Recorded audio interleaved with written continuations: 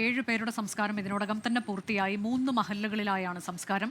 ഇനി 2 പേരുടെ സംസ്കാരം കൂടി ബാക്കിയുണ്ട്. ആശ ടീച്ചറിൻ്റെയും അജിത ടീച്ചറിൻ്റെയും. അജിത ടീച്ചറിൻ്റെ സംസ്കാരം നടക്കാനിരിക്കുന്നത് ഷൊർണൂർ ശാന്തി തീരത്താണ്. അവിടെ വസതിയിൽ പൊതുദർശനം തുടരുകയാണ്. അജി കുഞ്ഞുമോൻ തയ്യാറാക്കിയ റിപ്പോർട്ട്. അജിത ടീച്ചറിനെ അവസാനമായി ഒരു നോക്ക് കാണാൻ നിരവധി പേരാണ് ടീച്ചറിൻ്റെ വീട്ടിലേക്ക് എത്തിക്കൊണ്ടിരിക്കുന്നത്. ടീച്ചറിൻ്റെ സഹപ്രവർത്തകരും ഒപ്പം തന്നെ ഇവിടെ ടീച്ചറിന് ഇതിന് സമീപത്തുള്ള ഒരു സ്കൂളാണ് പഠിപ്പിച്ചത്. അവിടുത്തെ സഹപ്രവർത്തകരും നാട്ടുകാരും ഒക്കെ ഒന്നടങ്കം ഇവിടേക്ക് എത്തുന്നുണ്ട്. ടീച്ചറിൻ്റെ അയൽവാസി ഇപ്പം നമുക്കൊപ്പമുണ്ട്. എപ്പോഴായിരുന്നു ഈ മരണവാർത്ത അറിയുന്നത്? ഇന്നലെ വൈകിട്ട് ഒരു 5:30 കൂടിയാണ് ഇങ്ങനെ ഒരു അപകടത്തിൻ്റെ വിവരം അറിയുന്നത്. സ്വാഭാവികമായിട്ടും മലപ്പുറത്ത് അല്ലെങ്കിൽ പാങ്ങിലുള്ള ഒരു സ്കൂളിലെ അധ്യാപകർ അപകടത്തിൽപ്പെട്ടു എന്നുള്ളതാണ് നമ്മൾ ആദ്യം അറിയുന്ന വിവരം. അപ്പോഴും അജിത ടീച്ചർ ഈ അപകടത്തിനകത്ത് ഉണ്ടാവും എന്നുള്ളത് നമ്മൾ ഒരിക്കലും പ്രതീക്ഷിക്കുന്നില്ല. ഒരു 7-7:30 മണിയോട് കൂടിയിട്ടാണ് ടീച്ചർ ഈ അപകടത്തിൽ പെട്ടിട്ടുണ്ട് എന്നുള്ള വിവരം അറിയുന്നത്. അറിഞ്ഞ ഉടനെ തന്നെ ഞങ്ങളെല്ലാവരും ഇവിടെ ഓടിക്കൂടുകയും പിന്നെ ഇവിടുന്ന് ഞങ്ങൾ കുറച്ച് ആളുകൾ നേരെ പൊള്ളാച്ചിയിലേക്ക് ഹോസ്പിറ്റലിലേക്ക് പോവുകയാണ് ചെയ്തത്. ഞങ്ങൾ ചെന്നതിന് ശേഷമാണ് അവിടെ പോസ്റ്റ്മോർട്ടം നടപടികളും ഐഡൻറ്റിഫിക്കേഷനും മറ്റു കാര്യങ്ങളെല്ലാം നടന്നത്. ടീച്ചറിൻ്റെ സംസ്കാരം എവിടെ വെച്ചാണ്, എപ്പോഴാണ്? ടീച്ചറുടെ സംസ്കാരം ഇപ്പോൾ ഒരു മകൾ കൂടി എത്താനുണ്ട്.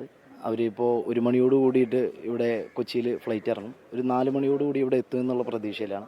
എത്തിയാൽ ഉടനെ തന്നെ സംസ്കാര ചടങ്ങുകൾ ആരംഭിക്കും. ഷൊർണൂർ ശാന്തി തീരത്ത് വെച്ചാണ് സംസ്കാര ചടങ്ങുകൾ തീരുമാനിച്ചിട്ടുള്ളത്. മകൾക്ക് പരീക്ഷയായിരുന്നു, മകളെ അറിയിച്ചോ?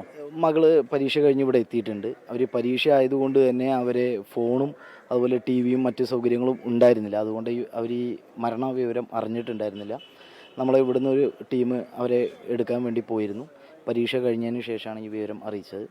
അവരിപ്പോൾ വീട്ടിലെത്തിയിട്ടുണ്ട്. നേരത്തെ ടീച്ചർ ഈ സമീപത്തുള്ള ഒരു സ്കൂളിലായിരുന്നു പഠിപ്പിച്ചല്ലേ? അതെ. ഇവിടെ തൊട്ടടുത്ത് തന്നെയുള്ള സ്കൂളിലായിരുന്നു പഠിപ്പിച്ചിരുന്നത്. ഞാനൊക്കെ പഠിച്ച ഞങ്ങളുടെ ഹൈസ്കൂളിൽ തന്നെയാണ് പഠിപ്പിച്ചിട്ടുണ്ടായിരുന്നത്. അതിനുശേഷം ഇറങ്ങിയിട്ടുണ്ട്. എയർപോർട്ടിൽ ഇറങ്ങിയിട്ട് ഇപ്പോൾ ഫോൺ വന്നിട്ടുണ്ട്. ഞാൻ അവിടുന്ന് ഇവിടെ എത്തിക്കഴിഞ്ഞാൽ സംസ്കാര ചടങ്ങുകൾ നമുക്ക് തുടങ്ങാം. വലിയ തലത്തിൽ അദ്ദേഹം സൂചിപ്പിച്ചതുപോലെ തന്നെ ആദ്യം ഇളയ മകൾക്ക് പരീക്ഷയായിരുന്നു. അപ്പോൾ ആ മകളെ അറിയിച്ചിരുന്നില്ല ഈ വിവരങ്ങളൊന്നും തന്നെയും. പിന്നീട് പരീക്ഷ കഴിഞ്ഞിട്ടാണ് ഈ അയൽവാസിയുടെ നേതൃത്വത്തിലുള്ള സംഘം ഇവിടെ ഇവരെ കൂട്ടിക്കൊണ്ടുവരികയൊക്കെ ചെയ്തത്. നമുക്ക് അകത്ത് കാണാൻ കഴിയും. ബന്ധുമിത്രാദികളെല്ലാം തന്നെ ഇവിടെ ഇരിക്കുന്നതടക്കം നമുക്ക് കാണാൻ കഴിയും. വലിയ ഒരു ദുഃഖ നിമിഷത്തിൽ തന്നെയാണ് ഈ പരിസരം ഉള്ളത്. വലിയ തരത്തിലുള്ള വിഷമത്തിലാണ് ബന്ധുക്കളും ഒപ്പം തന്നെ നാട്ടുകാരും പ്രിയപ്പെട്ടവരുമൊക്കെ ഉള്ളത്. കാരണം അപ്രതീക്ഷിതമായ ഒരു വിയോഗം അവരെ തേടിയെത്തിയത് വലിയ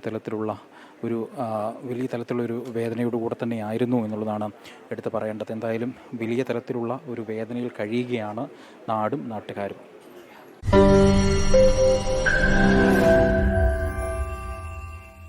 ലോകത്തെവിടെയായാലും ഏത് സമയത്തും 24 വാർത്തകളും ഓഗ്മെന്റഡ് റിയാലിറ്റി പാക്കേജുകളും എക്സ്പ്ലെയിനറുകളും വിശദമായി കാണാൻ ഞങ്ങളുടെ YouTube ചാനൽ നിങ്ങൾക്ക് സബ്സ്ക്രൈബ് ചെയ്യാം.